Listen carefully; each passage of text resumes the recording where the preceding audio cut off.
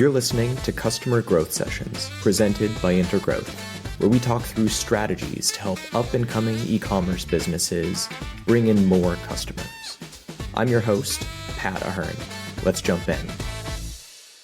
Okay, listeners, welcome back to the latest episode of Customer Growth Sessions. Today, I am thrilled to bring on Greg Rollett, the head of brand growth over at Grommet. So Greg, welcome to the podcast. We're thrilled to have you on today. Pat, man, this is going to be so much fun. Been looking forward to it and I can't wait to jump in. Definitely. Even just the pre-call, I'm so excited to jump into some of these. Before we jump into talking about Grommet and some of the big customer acquisition strategies we'll dive into, can you give the audience just an overview of who you are and a little bit about your background? Yeah, so this super Cliff Note version, and I know we talked about some of this on the pre-call, but even deeper is when I was 18 years old, I got to leave high school at noon every day to start a business. And I started a record label and I signed myself as the very first artist, because that's obviously what you do when you start a record label.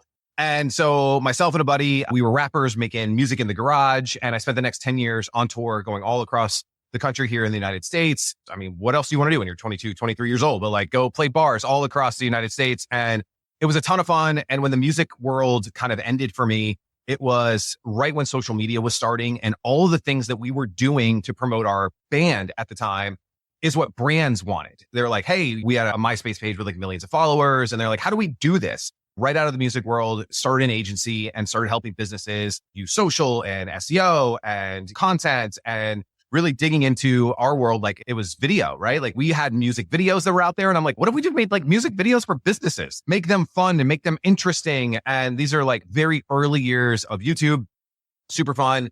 Grew agencies, did all kinds of work, started doing my own TV shows. I had a TV show with Amazon Prime, with Entrepreneur, worked on documentaries that are now on Netflix and Amazon Prime. And it's really, really fun stuff. I got a fun little Emmy Award in the corner if you're watching the video version.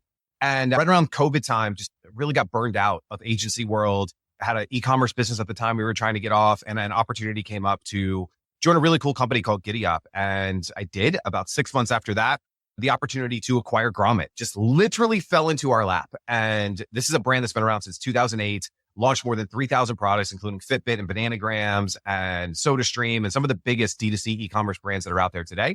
And we had an opportunity to basically resell, like, what would it look like if we could help early stage D2C brands go to market? How can we help them get that initial traction that, hey, 0 to 1 is all about the invention. How do we create the product? How do we get the product? How do we build it, prototype it, get the patents, whatever that it is? Now we have inventory in our garage and now it's like, oh crap, what in the world do we do? How do we go from getting our first sale to maybe our first 1,000th sale to get that initial traction? Figure out who those 1,000 true fans are. What's the angle and the hook that's going to work? What is the imagery that's going to make someone be like, I need to have this in my home?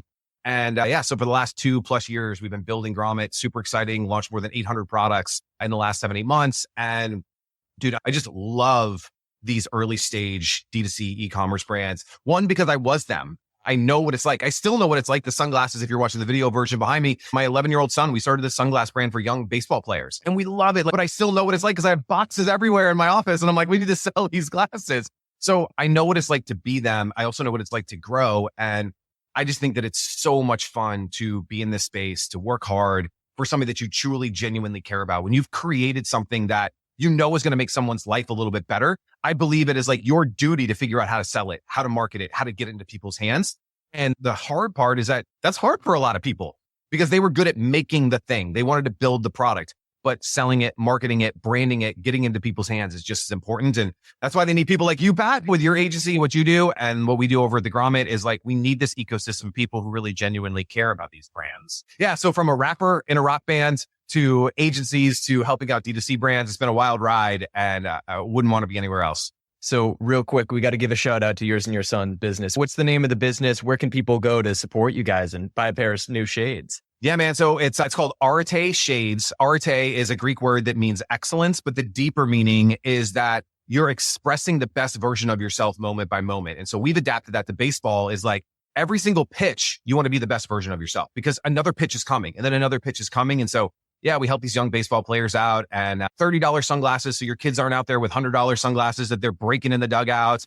So many cool colors. And it is so much fun. Yeah. If you got kids playing sports, definitely go check it out. You see, I'm not shy about promoting things. And that's why Like I live by example. Like, hey, if you want people to buy your stuff, don't be shy about telling people to buy your stuff. And yeah, if you believe in what you're doing, again, I believe that's part of your duty as an entrepreneur, as an inventor. And listeners, we'll add a link in the show notes. So go check them out. Buy yourself a decent pair of shades, but not too good of a pair of shades for your kids. I got to say, I'm so envious of your first entrepreneurial story, because for me, the first business that I tried to start was in high school. I noticed a bunch of kids were like throwing away their used textbooks at the end of the school year. So I spent like right after final exams, I would spend the entire day dumpster diving, taking these like acceptable, I think was like the bare minimum condition they would let you list, taking these books that I deemed to be acceptable quality, posting them on Amazon when it was still just like a book publishing platform, and reselling them on there. I remember I think I was a sophomore in high school at that time, made like $500 that summer, which that was really big money in those days. A lot of money for a high school kid. That's what I tell people is like, that's life-changing, that stage in your life, right? Oh, definitely. The only downside is Amazon eventually caught on that, hey, maybe these books aren't like truly acceptable. To this day, I still am not allowed to sell things on Amazon. So that's all right. You live and you learn. Really important reason to focus on a great project. Well, Greg, I wanted to jump into Grommet a little bit. We're going to dive deep into customer acquisition within this. Talk to us a little about what Grommet is. Yeah. So we're really a product discovery platform for new and emerging products to get their products into the hands of customers who want to support small business. So the cool thing about Grommet is it's been around since 2008, as I mentioned, but we have a list now of about 3.5 million shoppers that turn to Grommet that look for new stuff. And I think that's the cool piece is when you launch on Grommet, you're getting access to this community who's already engaged, wants to buy directly from you. I think this is the big thing that separates our platform versus others is, look, like from Amazon, if you're a brand selling on Amazon, Amazon's great. It's got scale. People have Amazon Prime. There are benefits to being on a platform that is that large. But the downside from the brand side is you don't own your customer. You don't control the inventory. Like there's so many different things. And the fees are obviously starting to really add up. You have to advertise on their platform to get, and then you're also knockoffs, ripoffs, competition. Your sunglasses are on the page and then right under they're like, here's 4,000 other sunglasses that you might like. What we really believe in is empowering the inventor, the entrepreneur, the D2C brand owner by someone comes to Grommet, they see your product. They're like, I want it. I want this product. I want to support this product. When they go to purchase that product, they're buying directly from your Shopify store. So you're getting that sale, you're getting that customer, they're going to get to your CRM. You can upsell them, cross-sell them. When you have a new product launch, boom, you have control of that audience. And we think this is super important if you really want to help these brands to grow long-term and not just be transactional, not just make a sale. The other thing that I think that we do is really unique and interesting is we believe in performance-based marketing. And what that means is we want to put our money where our mouth is. So we don't charge any application fees, no setup fees, no monthly fees, no retainers, nothing like that. The only time you're ever going to pay Grommet is when we make a sale of your product. And the cool other caveat is when we actively promote your product. So when you launch on Grommet, you actually don't pay us anything. The first 7 days that you launch on Grommet, 100% free. After that, the only time you're going to pay us is when we put you in a newsletter or work with one of our partners to put you in a newsletter to sell that product. So when someone just randomly comes to the Grommet, finds your product, they purchase it for free. And again, I think this is something I want to get really tactical on is like, how do you get that first sale, that second sale, that 10th sale, that 50th sale, that 100th sale? Grommet is a great place to do that. Then owning those customers, doing things like surveying those customers. Why did they purchase? What did they find? Like what made them pull the trigger? And then leveraging that with, stuff like what you guys do, Pat, like getting that information and creating more content around that, whether it's social content, SEO content, going out and now doing paid media because you know what images converted, what videos converted, and you got all of that for free. So Grommet's really cool because it gets you, it's like springboard and momentum to then what else can you do to now supercharge the business and continue that momentum long term? And I love the way that you had initially described it to me and the way that you put it there as well, which is, hey, Grommet, a huge chunk of Grommet is entirely free to use. It's a really great free customer acquisition tool. And from there, you really only pay a percentage of sales based on paid listings that Grommet actually drives to your website. So in other words, if Grommet's directly sending you a customer, yeah, you'll pay a small cut of commission on it, but there's also a ton of free customer acquisition that's going to come from Grommet as well. Yeah. And you hit on a phenomenal point, getting that first 1, 2, 3, and so on sales. That part is a slog for e-com in particular, whether it is like setting up on a brand new marketplace like Amazon, whether it's setting up on Grommet, or whether it's just launching your own online store. I'd love to pick your brain a little bit about customer acquisition, specifically, let's say for those first 100 sales or first $1,000 of revenue, let's say outside of Grommet, outside of Amazon, what tactics have you seen really be most effective for businesses to generate, let's go first 100 sales for their business? Yeah. And I think this is the most important part. One is because there's validation in that you created something that somebody actually wants to give you money for. It's great when you're at the bar with your buddies and I'm like, hey, I'm going to make this really cool phone case. And they're like, yeah, Pat, that sounds great. You go and do that. And it's another thing to now have those phone cases in your house. And then it's another to get some stranger on the internet to give you $30, $50, $100, whatever it is for said phone case. And so that initial traction is so important. And I think the first thing to tap into, and it sounds so simple, is like family and friends and your network, right? Like going onto your Facebook page, going on your Instagram, going wherever you have a community, and just being very honest and upfront. I'm a huge fan of building in public. I think this is what every new early stage D2C brand should do. And I know there's a lot of founders, there's people watching this right now, like, I don't want to get on camera. I don't like, yes, you do, because you want to create a real connection with your audience. And I think the best tool in the world is this guy right here. You can't see it if you're just listening to the podcast, but I'm holding up my phone. Put the phone in your face. You're like, hey, what's up? This is Greg. And guys, so exciting. Our inventory just showed up at our house today. I still got to finish the Shopify site and do this and do that. But we got 3 colors of our new phone case. We got red, blue, and black. Just comment below what color you think is the coolest. Like doing videos like that every single day and doing them in a vertical format on YouTube Shorts, on Instagram Reels, on TikTok, building some of that organic traction so that when you launch, when the Shopify store is ready, when your TikTok shop is ready, when the listing on Amazon or Grommet or wherever that you're selling, whatever channel, you want to already have some traction and some momentum that builds up. And I think there's no better way to create that than just bringing people along on the journey. And it's just so vital and important because now people are rooting for you. They're excited, like, oh, Pat's launching this product. It's coming out on Friday. They're telling their friends, they're commenting, they're a part of it. And to me, that is one of the most important things that you can do. The other thing is it's going to get you to word vomit things about your product. And everybody wants to be perfect out of the gate. They want the perfect script. They don't want to say, or like, or, and I'll say that 5,000 times today. Don't care. It's getting over yourself, but figuring out, hey, in today's video, I talked about this benefit of the product. Nobody cared. Crickets, no likes, no comments, no nothing. Tomorrow, I'm going to talk about this benefit and maybe it's going to get 20 likes or 50 comments or whatever the case is. Now you're like, all right, that's where I need to go hard on it. So even like with the case with my son's sunglasses is sometimes we'll talk about the mental training aspect of it. So every sunglass is named after a mental skill that we teach our baseball kids and like on the team. So sometimes it's goal setting. Our record breaker is all about goal setting, setting your goals high and not stopping until you get there. So we'll talk about that. Sometimes those fall flat on their face because everybody's like, I don't care about the mental stuff. Just show me cool sunglasses. Sometimes it's a discount. Sometimes it's a product launch. But just word vomiting these things to figure out what your audience truly wants is one of the best things that you can do in those early stages, because then I can go to someone like Pat and be like, hey, this like benefit is working really well. Let's create some content around that. Let's create some articles around that. Let's create some social. Let's double down and create 50 videos about this one topic. Whatever the case is, to me, that's the best way you can go to market and get those early initial stages. So many good knowledge bombs in there. Real quick, before you jump into the second element, are there any creators in particular that you think are like a really good case study for people to look at? So let's say the listener's 100%. saying like, all right, Greg, you sold me. I got to go out and make a bunch of videos. Who should they be really looking to for inspiration? Yeah. So I think there's a couple really good ones. I'm on Twitter like every day in like D2C world. And the two that I really love are Nick Shackelford. He has an agency, but he's also it's a THC cannabis beverage. It's called Breeze, BREZ. And what I love about this, whether you're into this or you just got tuned out because you're like, I don't support that, but you can learn a lesson in that he can't advertise on Facebook. He can't advertise on Google. And he's sharing every day. Here's our playbook. Here's what we're doing. Here's how we're getting influencers. Here's a screenshot of our Shopify sales for today. Here's 2 different pieces of creative that we're testing.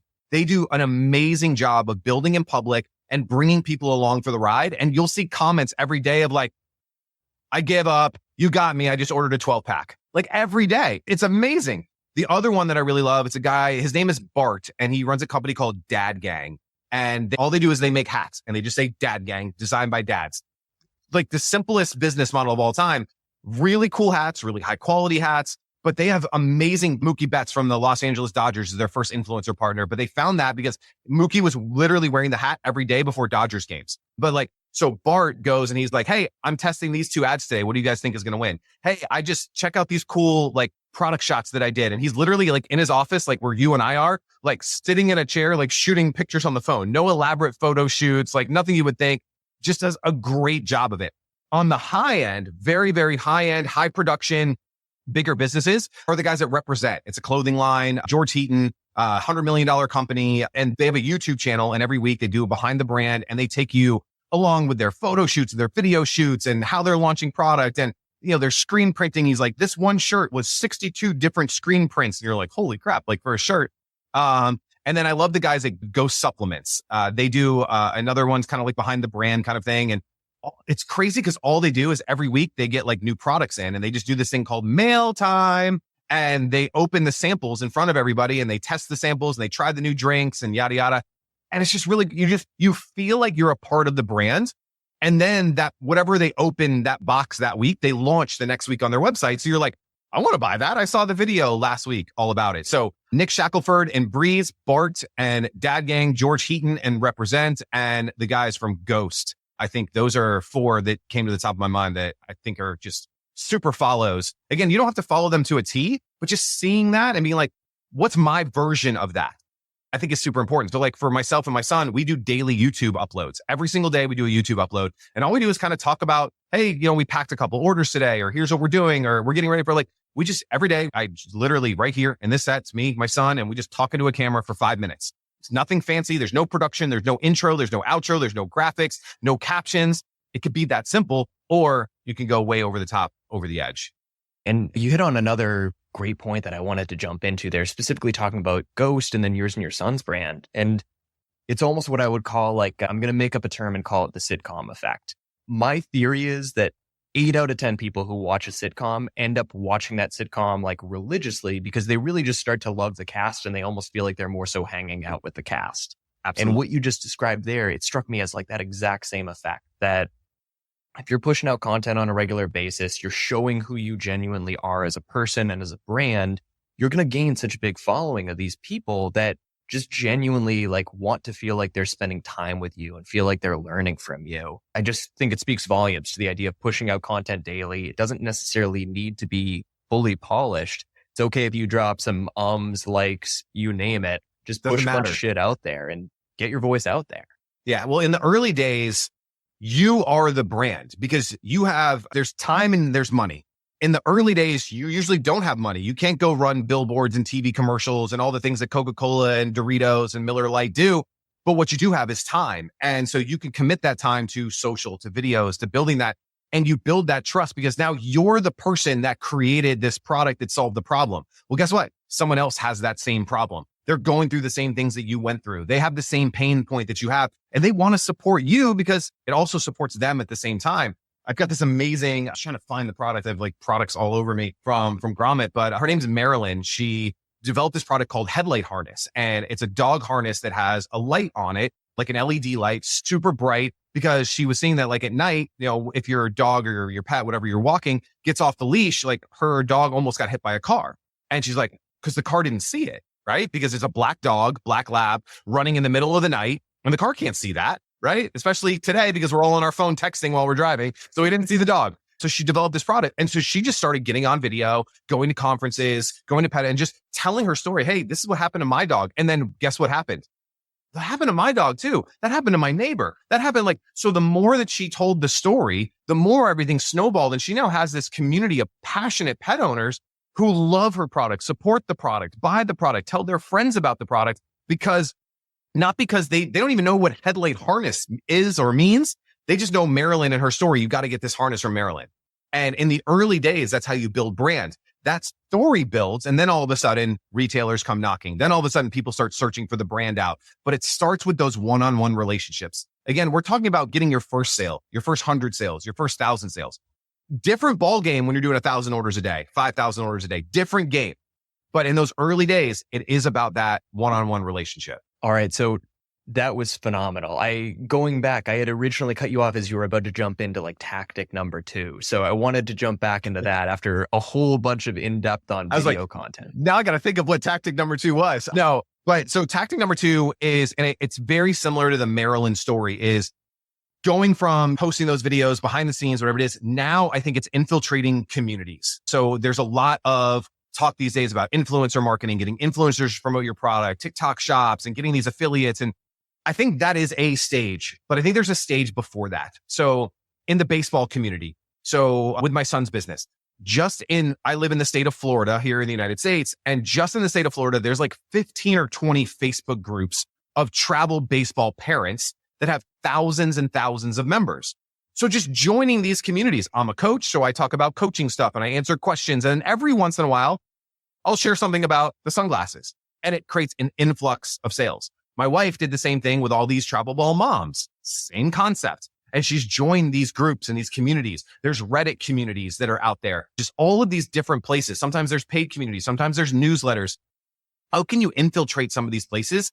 And a lot of these people want to support the little guy, right? Like they maybe don't want to support, I'm not going to name names of competitors, but there's obviously like huge sunglass brands that are out there that probably wouldn't pay to like promote or be a part of this like little Facebook community with 900 members, but we'll go in there and hey, we'll do a free webinar training about like the 9 mental skills that we think every travel ball kid needs to know. And then, yeah, it's sponsored by Arte Shades or whatever it is, but we infiltrate these small niche communities and again, use them to create that groundswell in the early days. We have more time than money. So I can go and do a 60-minute webinar. I can jump on a webinar or a podcast with Pat. I can, hop into these different pockets of places and start to build community that way. And I think that's another just easy win for a lot of people that if you're creating a pet product, how many pet communities are out there? How many people are fanatical about their pet? You're creating a golf product. Holy crap. Go to the local golf place on a Friday night and just hit some balls on the driving range and you'll find 20 new friends who want to try out your golf widget. So find these pockets and communities that will support you in those early days. Because the crazy thing is, I think we're all scared to ask. There's ego, there's just whatever mental block that we have. We're like, we don't want to ask for help. But when you're early and you just started a product and it's cool, that's the key. You have to actually have a badass product. People want to help you. They want to support you. They want to open doors for you.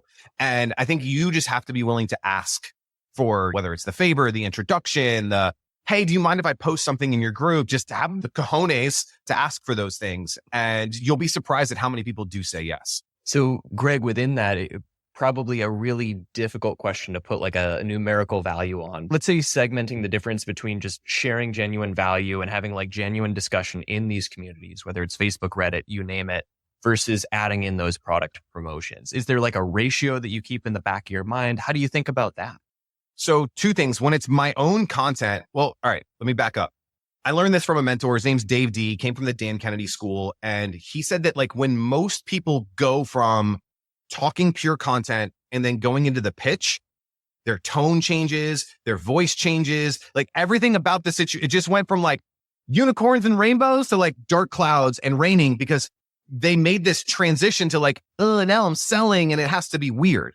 And when you can make that jump to where the selling is so natural and organic into your content, then it becomes like people don't even notice. So like every video I start out with like, all right, today I'm going to share the 3 things that we do to stock our orders every single day with my 11-year-old son, Colton. Hey, what's up, guys? My name's Greg Rollett. I'm the founder of Arte Shades. We sell sunglasses to help kids be the best version of themselves moment after moment, day by day. You can check them out at arteshades.com. Get $10 off with the code Spring Sale. And so the first thing that I want to talk about today, never change cadence, never change tone. My energy stayed like, it just goes with the content. Where it's different is just like, hey, today I want to talk about 3 things. But before I do, I got to tell you about like, it completely changes and it takes them out of the rhythm. Where that comes from though is practice. You're not going to get it right the first time that you do it. You're not going to get it right the 10th time that you do it. And so it's just repetitions of that. So getting it to be naturally part of what it is that you do. Like when you ask me about Grommet or my son's sunglass brand or whatever it is, I don't have to think about it. I don't really even I don't have a rehearsed one-liner, just whatever comes out because I love my products so much. I love the Grommet and the community that I help that I don't have to think about, oh, how am I going to pitch this? It's just like, no, we have an awesome community. It's a product discovery platform. It's badass. It's free for most brands. It's very easy for me to talk about it. So I think that's one is you have to get comfortable with the pitch and just make it a part of just who you are and what it is that you do. 2 is I think you have to know your audience and know the situation. If it's a group and literally at the top of the group, it says, do not pitch products, don't pitch the product. right? But I think you can bring in elements of it or just ask permission. Like, hey, I talked to the admin today and he said it was okay if I shared a little bit about this. We're doing this really cool spring sale and I wanted to tell you about it. So I think knowing your audience and knowing when to bring it in, we probably talked more about Grommet and Arte Shades than even I wanted to in this conversation. But before we even talked, I go, dude, I do not want this to be a 30-minute commercial for a Grommet. I just want to share like all the cool stuff that I know about D2C brands and going to market. And naturally, if it comes across, I'll tell you about Grommet. And I think that's the attitude that you want to have. It's just like, I want to help people so much that they're like, Greg, how do I hire you? How do I do whatever you're doing? I want to be a part of it. And that's always the attitude and energy that I want to bring into any room is like, I want to bring it so much that Pat, you're just like, I don't know even what Greg's selling. I don't even know what he does, but I want to buy it. That's the kind of energy that I think you want to have. And then it lends itself naturally into like, oh yeah, I actually have this sunglass brand or I have this or I do that, like whatever the case is. So I think you have to get really good at, not making a distinction and making it icky to talk about sales. Know your environment and make sure that like, no matter what it is that you do, leave people better than they came. And they're going to come back and they're going to ask you, which makes it so much easier. And just building upon that, listeners, if you want to see probably a really good example of not having that natural sales pitch, I won't edit it for this episode specifically. Skip to the last minute of this podcast recording. You will hear me giving like a little sales pitch talking about Intergrowth for those that are interested. And you will hear a radical tone shift from me. You'll hear me talking much slower, enunciating every single word.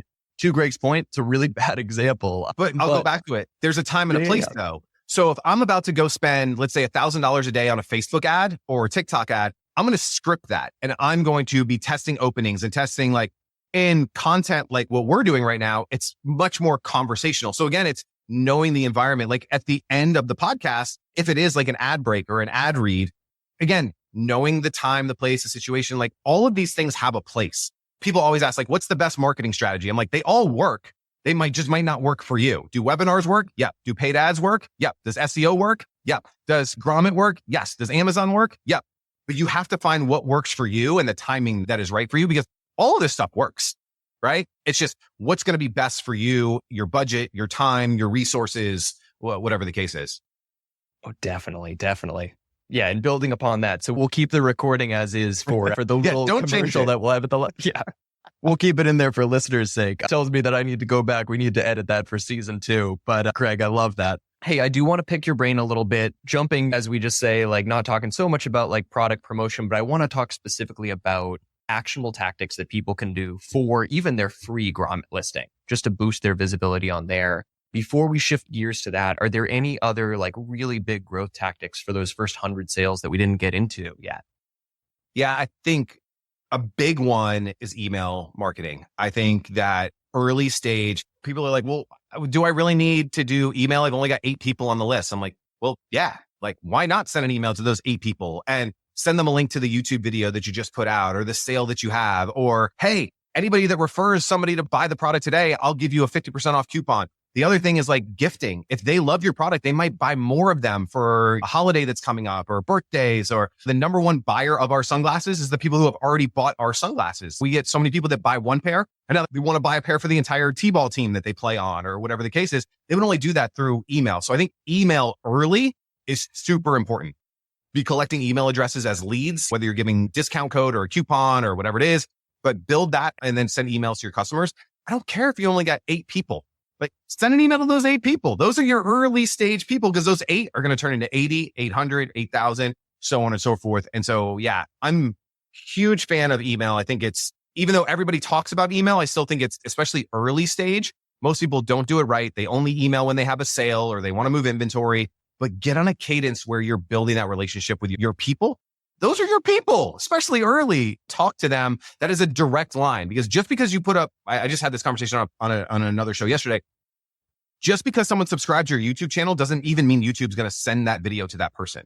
It's crazy. Just because you follow someone on Instagram doesn't mean that person's going to see your content. It just depends on the algorithm and what they've been clicking on lately. But email, if there's 8 people on my email list, they will mail it to all 8 people on that email list. Now, it's up to them to open it and read it and all that, but you have control of your distribution. And I think that's so powerful for early stage brands is like, again, 8, 18, 80 people, whatever it is, you have a direct line of communication to them that find that cadence, find a weekly cadence and send them stuff that doesn't always have to be branded and 20% off and this. It's just like, hey, this week here's like, again, sunglass brand. I like giving tangible examples. So every weekend, my son plays in travel ball tournaments. So on Monday, we send an email out to everybody who's on the Arte Shades list. And we're like, here's what happened this weekend at the tournament. I went 3 for 5 and I pitched 2 innings and it was super cool. We won the championship and here's the cool ring that we won. And it's a picture of him with his team and yada, yada. And then it's like, it was really cool. 2 of my teammates actually wore the freeze this weekend. And so I wanted to do something cool. You guys can get 20% off of the freeze today only, blah, blah, blah. But like, we're just telling the story of like what we did that weekend. Marilyn from the dog example, the trainer, like, hey, this weekend we took the dogs out to the beach. It was so fun. Here's a picture of my dogs on the walk. And it just reminded me of how much just we love this community. If you guys have any photos of your dog wearing the headlight harness, I want to put you in our next newsletter. Boom, done. Like, it doesn't have to be that hard. We make it harder than it really needs to be because we think it's got to be perfect and it's got to be awesome and it's got to be so like, just talk to people is the moral of that story. Man, so much gold in there. And listeners, for anyone else that wants just even more on email marketing in particular, we've done a couple episodes earlier this season. In particular, we have an episode with Jimmy Kim. You can look up the episode by Damon and the episode that George is in as well. All 3 are just some badass email marketers. But Greg, I love that. I know 2 of the 3. I don't know the third one, so I can't vouch for him, but 2 of the 3, badasses. Like, so go listen to those. Hey, I know we're nearly coming up on the time you promised us today. So let's talk a little about how can someone set up their free listing on the Grommet and really just maximize the visibility that they're getting from it. Yeah, so really simple is it's a Shopify app. So right now you do have to be on Shopify to launch on Grommet. You just go to the Shopify app store, search for Grommet, install the app, and then you get to build your page. This is kind of the cool thing. You need 3 lifestyle images, which I want to talk about in a second as far as optimization, and then 1 vertical video, and then some text that you're literally like description, shipping, like all the basic stuff that you would add in. It takes about 10 minutes to build your listing. You hit submit and it puts you on a launch calendar. That's simple. Shopify app, build your page, done. But as far as listing optimization, and I think this goes for a lot of different places. And I know every marketplace, different platform that you sell on is going to have different rules and guidelines. But what we really found is most products are just shot with like white backdrops because they're shooting them for like Amazon or whatever it is. And they don't bring your product to life.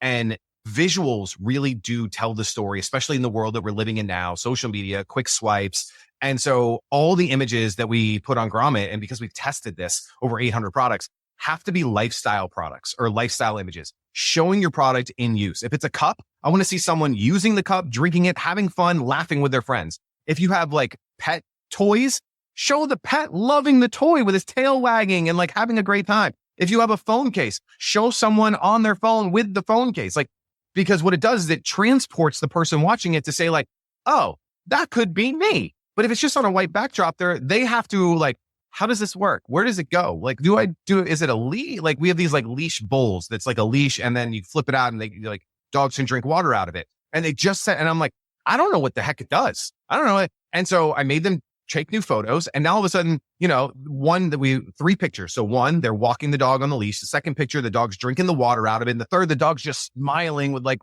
drooling everywhere. It's just like, oh my God, I get it. Now I understand what it is. And so doing visual storytelling through imagery is so, so important for all these brands.